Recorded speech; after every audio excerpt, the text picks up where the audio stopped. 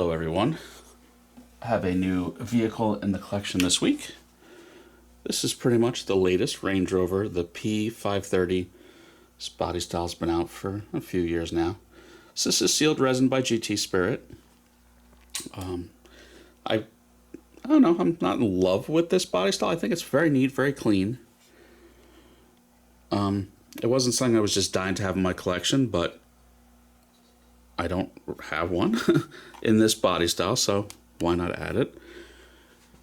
Black and white is a pretty iconic color scheme on these. I seem to see them in either black or white. My neighbor has a family member that parks in front almost weekly, so I see it a lot. It does have a nice interior color on this build. Deep dark red from what you can make out. Typical GT Spirit. Paint's pretty good. The mesh is not open mesh. The wheels and tires seem to be pretty good. The story I'd like to talk about with this one is, this came broken, and I knew about the flaw. It was sold on eBay.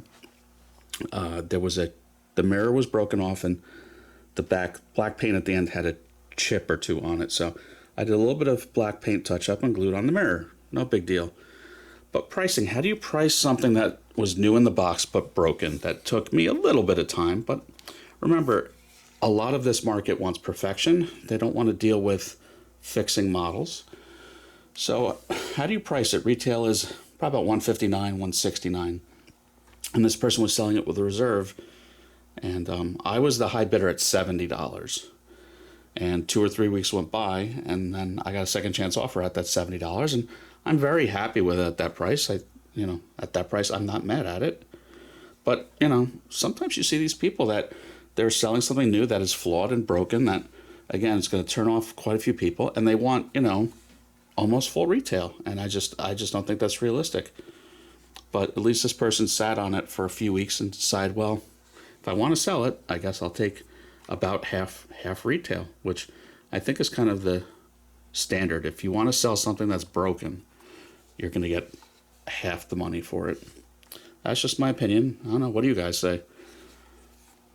But yeah, there it is. Nice and heavy. Oh, and it is actually numbered because it's a GT Spirit, and it's going to be a run of $9.99. There it is, car number 528. It's actually a decent amount of detail for the chassis plate. One of these. Because it is a newer GT Spirit, they did switch to a window box. And this is a P530, which is interesting because it's actually a BMW engine. It's a BMW twin-turbo V8. I forgot the engine number at this point. We're at like S63 or S68, something like that. It's a hot V twin-turbo with 526 horsepower, so they move out pretty well. But yeah, that's it for this week. Everyone have a good one. Please like and subscribe.